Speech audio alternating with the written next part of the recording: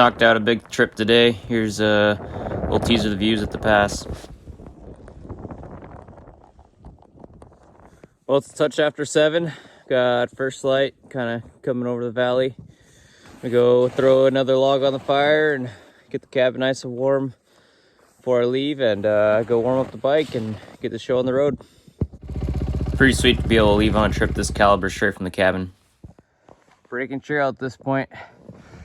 Still got a few alders in the way, but fairly clear. First good stick of the trip. Shouldn't take too long to get out, but got a little off trail. Dug the track in. Airing out because sweat a ton, which is not good if we do end up having to sleep. So I would really like to keep my base layers dry. So trying to air out so they don't get too soaked. Hopefully we get where we're going a little faster, get a little more airflow, a little less dodging alders and moving slow. The next bit's kind of part of the unknown. The first part of the river should be good, but after that, we have no idea what kind of shape it'll be in. So that's the first of the variables we got to deal with. The pass isn't quite visible yet. We're about 16 miles in and sitting right around 3,000 foot of elevation.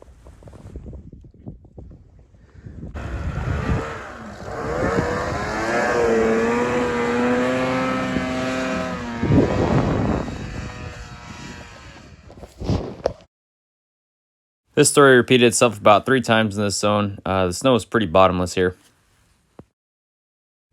Not bad views though. We're gonna have to figure out a way to pop up over there and around. Sorry, kind of blocking everything with my glove. Nope. You want a ski pole? Here's the aftermath of one of the times we got stuck.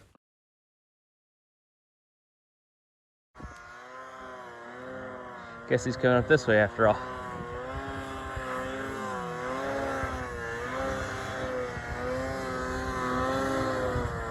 He's gonna try and climb it. I don't think it's gonna work.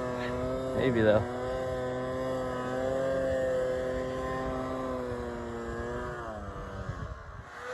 Again with more speed. He's gonna make it.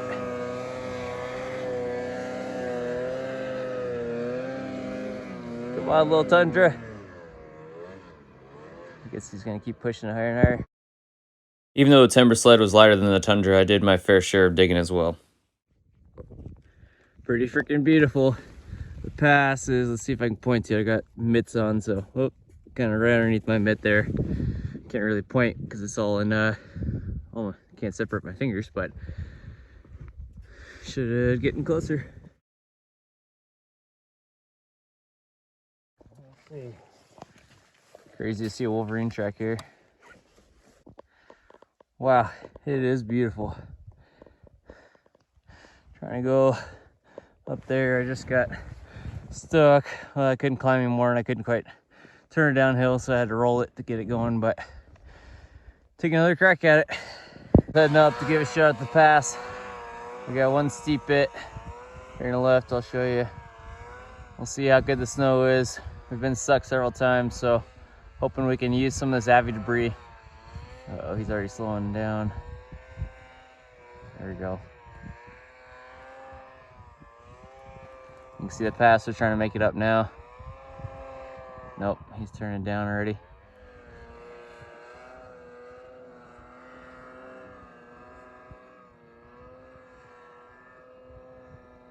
Nope.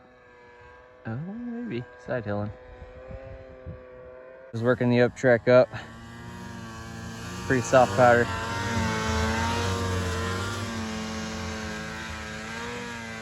There we go. He's gonna make it.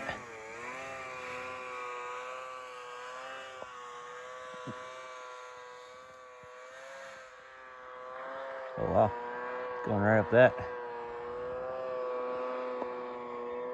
Come on, come on.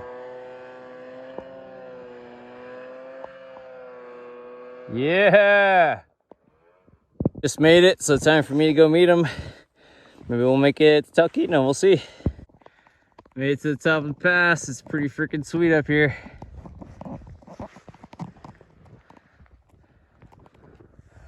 Mountains in the distance are gorgeous. Try and get a better angle here in a second.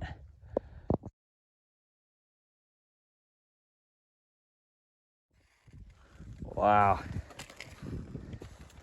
Insanely cool views. Using guy to try and find our exit feature, or exit out of here. It's gonna look like on going down that river either, you know what I mean? Is it treed over? Or?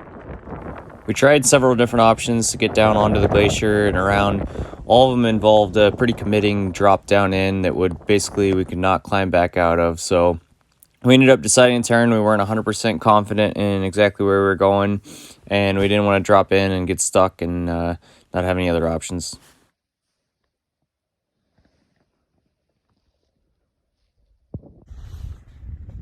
I saw those rock drops on the way in. Ended up deciding against it just since we had a lot of traveling left to do. But since we were headed out, we had plenty of gas and plenty of time. I figured they were worth the shot.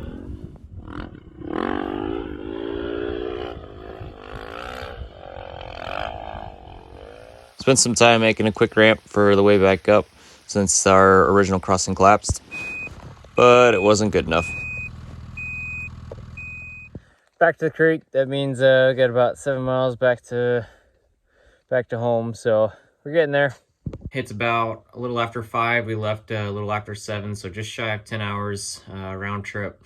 We decided to turn around after the pass. We didn't drop down to the glacier. It's one of those situations where basically once we dropped into the glacier, it was too steep, so we couldn't have climbed back out. So we were fully committed at that point, and we weren't super confident on exactly where we were going. In addition, the light was kind of getting a little low light. There's some clouds that were moving in, so we really didn't want to push down an area that we couldn't really see where exactly we were going, and potentially get down in there and not be able to turn around and come back out. So we made the call to turn and headed back. We still had a lot of fun. Got to play in the snow a lot and got beat up by a bunch of alders on the trail. I remember thinking on the way out, I was hoping that I didn't have to go back out the trail or back in the trail because it just got demolished by all the little alder branches. I'll show you my goggles here in just a second. You can see that my goggles and helmet took the brunt of a lot of the branches. But anyways, had a good day out, and we probably could have done a little bit more research on Google Earth or Gaia, but it's one of those things where, you know, I think if you know everything, then you lose a little bit of the adventure. And also just getting out there and seeing for yourself, it always looks a little bit different in real life versus on satellite imagery. See, my goggles are all scratched up. They were fairly new lenses before today, so they're probably gonna need to be replaced soon, but at least they protect my eyes. My buddy was on a Tundra Extreme, and as you can see, it did struggle climbing. Sometimes my Timbersled did as well. And, you know, there are more capable mountain sleds out there. There's a turbocharged, super long, you know, you can get 165, 174 track lengths and 3-inch paddles, and they climb a whole lot better, and they probably would have made what we were doing today pretty easy. Just kind of one of those things that he had mentioned that, you know, sometimes you can have nicer equipment, but at the end of the day, it's all about the adventure. And if you're taking what you have and pushing it to the limits, then it brings a smile to your face no matter what it is. Did a little over 55 miles today, explored some really cool terrain, and it's definitely not going to be our last attempt at it. I think now that we've come back and looked at the maps a little bit more, we understand exactly what we need to do. So we'll definitely give another crack at it, and it also gave us a couple other ideas for some other fun traverses we can do while we're out there. Thanks for watching, guys.